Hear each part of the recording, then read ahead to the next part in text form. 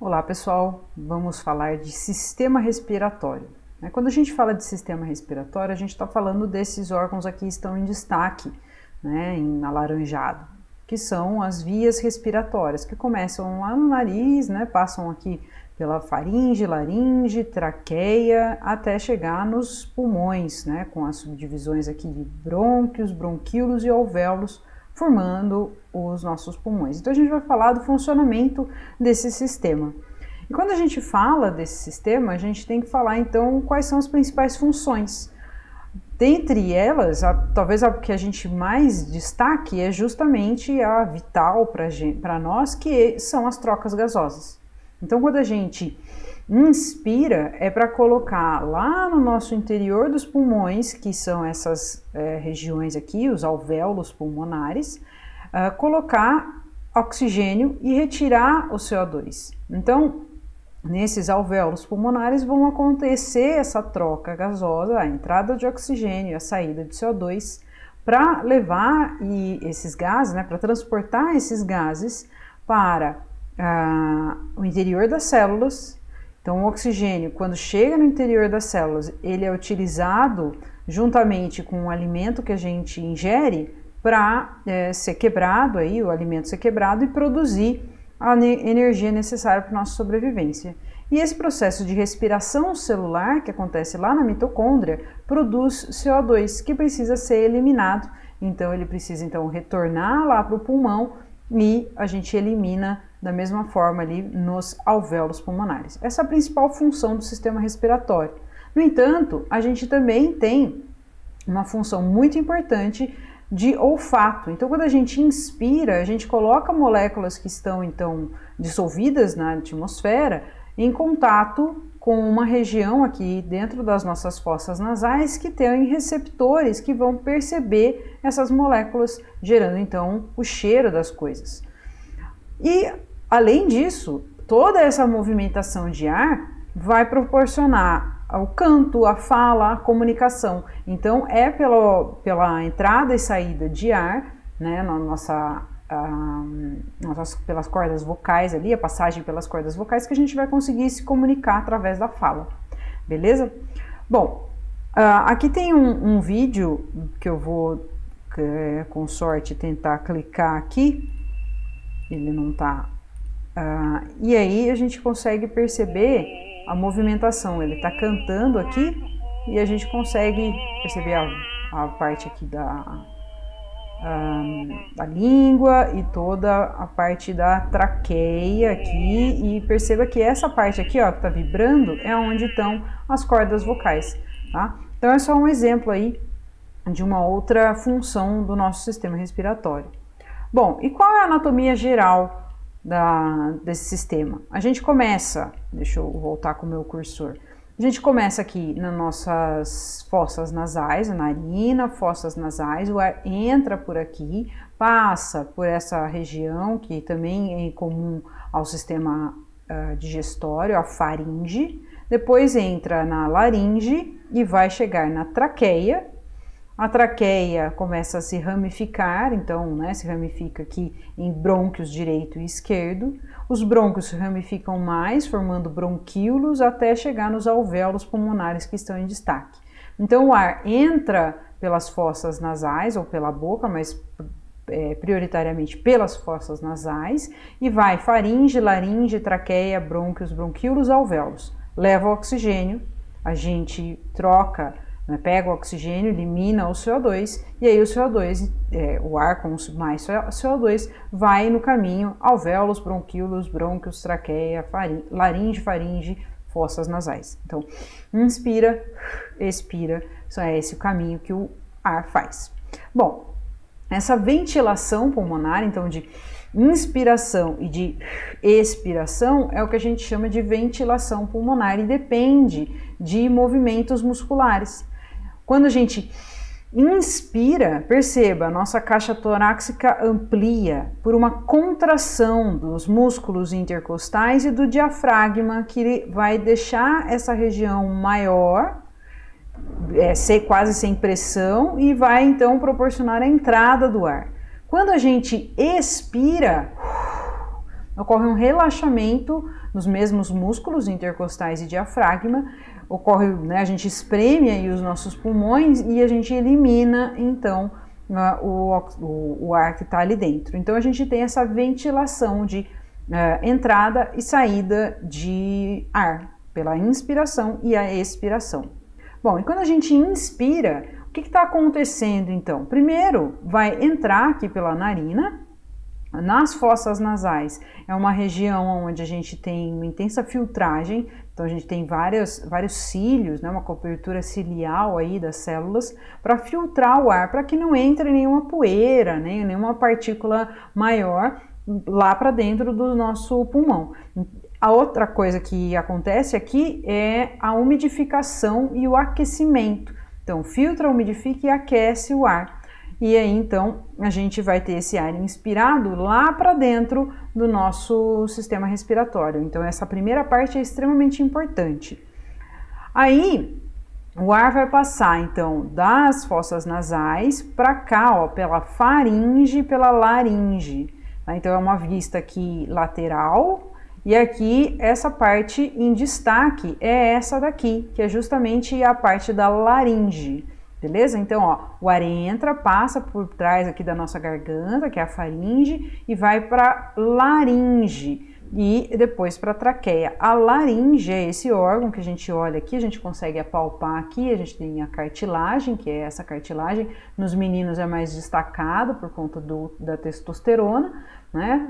Então tem aquele pomo de Adão que a gente fala, que é essa região aqui, mas todo mundo tem essa cartilagem e a gente tem na laringe, então esse tubo aqui, essa estrutura aqui tubular, a gente tem uma parte que a gente chama de epiglote, que eu até falei na aula de sistema digestório. A epiglote é justamente para travar essa parte aqui do sistema respiratório para não entrar comida quando a gente engole.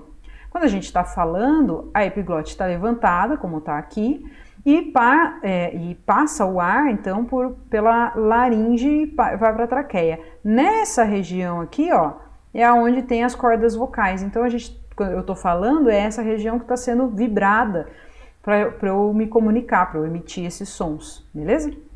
Bom, passou então faringe, laringe, a gente vai para a traqueia.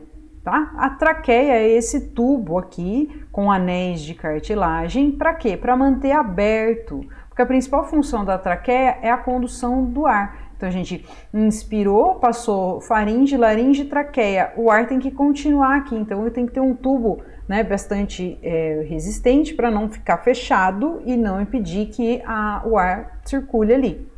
Tem um epitélio, então lá dentro, né, desse tubo tem um epitélio, uma camada de revestimento bem cheio de cílios, rico em células produtoras de muco, também para evitar que você receba qualquer tipo de partícula mais internamente. Aí então a traqueia se subdivide em brônquio esquerdo, brônquio direito, e a gente tem as ramificações dos brônquios, então vai ficando cada vez mais fino e ramificado até chegar nas ramificações que a gente chama de bronquíolo. Então o que a gente tem aqui são tubos que vão conduzir o ar, tá? Basicamente isso, a traqueia e os brônquios. Aí, nos bronquíolos, o que a gente pode perceber? Então, traqueia está aqui, brônquio está aqui, brônquios primários, secundários, aí vai ramificando, chegando nos bronquíolos, que são essas regiões aqui, que vão chegar já na última etapa da circulação do ar, que são os alvéolos. Então, vem o ar por aqui no bronquíolo e vão chegar nessas pequenas bolinhas, que parecem cachos de uva. Nessas bolinhas aqui, a gente vai ter a hematose. O que é hematose, professora? É troca gasosa. É aqui que vai acontecer a troca gasosa. Até os brônquios, você está simplesmente conduzindo o ar para entrar e depois para sair. É aqui, nos alvéolos pulmonares, que a gente vai ter a troca gasosa. E como que acontece a troca gasosa? Então, a gente tem troca de gás carbônio e oxigênio nesses alvéolos. Perceba que o ar chega pelos brônquios, vão ramificando bronquíolos e aí chega nessas bolinhas. Tá vendo que todo o desenho, eles estão sempre envoltos com vasos, né, com vasos sanguíneos. A gente tem então as veias e artérias que vão chegar por aqui e vão envolver todos os alvéolos. E aí então, se eu pegar uma desses alvéolos e destacar, eu vou ter aqui uma pequena camada de células, uma única camada de células dos alvéolos, então é bem fininho, e o capilar, a veia aqui chegando, né, uma artéria chegando aqui, capilar sanguíneo, e aí a gente tem uma pequena camada de células aqui, tá? E o que vai acontecer? Quando o oxigênio, quando a gente inspira, tem uma pressão muito alta de oxigênio lá, 104 de oxigênio e 40 de CO2 no ar que a gente coloca para dentro. Bom, os capilares vão trazer aqui uma concentração menor de oxigênio e maior de CO2, porque a gente produziu CO2 lá na nossa respiração, a gente utilizou oxigênio e agora a gente está trazendo esse sangue que agora precisa ser trocado, precisa ser renovado. Então a gente, por diferença de concentração, vai colocar o oxigênio que está mais concentrado aqui do que aqui, vai colocar para dentro do nosso corpo. E o CO2 que está mais concentrado dentro do nosso corpo, coloca para fora ali no alvéolo pulmonar.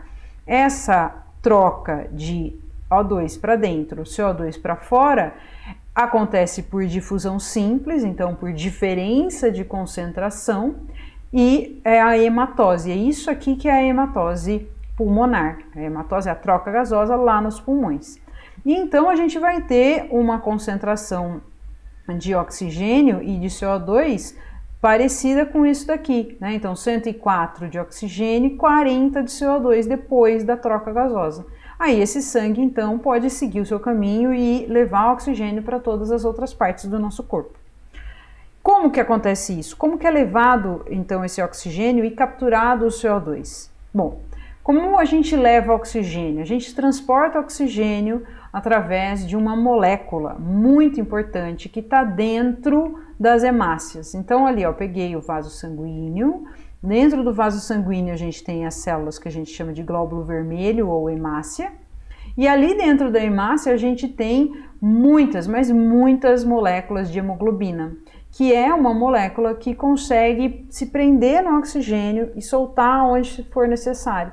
Então o oxigênio, quando a gente faz aquela troca lá no alvéolo, se liga à hemoglobina e se transforma em oxihemoglobina, beleza? E aí a gente então tem essa oxihemoglobina que é responsável por levar oxigênio. Cada hemoglobina se liga a 4 moléculas de oxigênio. Como a gente tem 250 milhões de moléculas de hemoglobina em cada hemácia, imagina a quantidade de oxigênio que a gente liga, né? Então o oxigênio se dissocia depois da oxihemoglobina lá nos tecidos. Então liga na hemácia lá no nosso pulmão. Aí a hemácia vai levar, né, as hemoglobinas dentro das hemácias vão levar isso, sei lá para o dedão do pé, lá para o nosso cérebro. E aí lá nos tecidos vai acontecer a liberação desse oxigênio para a gente, para as células que precisam, beleza? Então o oxigênio é transportado no interior das hemácias pela hemoglobina. Pela hemoglobina junto com o oxigênio a gente chama de oxihemoglobina. Muito bem, a gente levou então esse oxigênio para as nossas células do nosso cérebro, células do nosso músculo, e lá a gente vai usar esse oxigênio para fazer respiração celular. Então lá na mitocôndria a gente usa esse oxigênio e nesse processo de respiração celular a gente vai liberar CO2. Ao liberar CO2, o que a gente faz com o CO2? Como é que a gente transporta o CO2? A gente vai transportar o CO2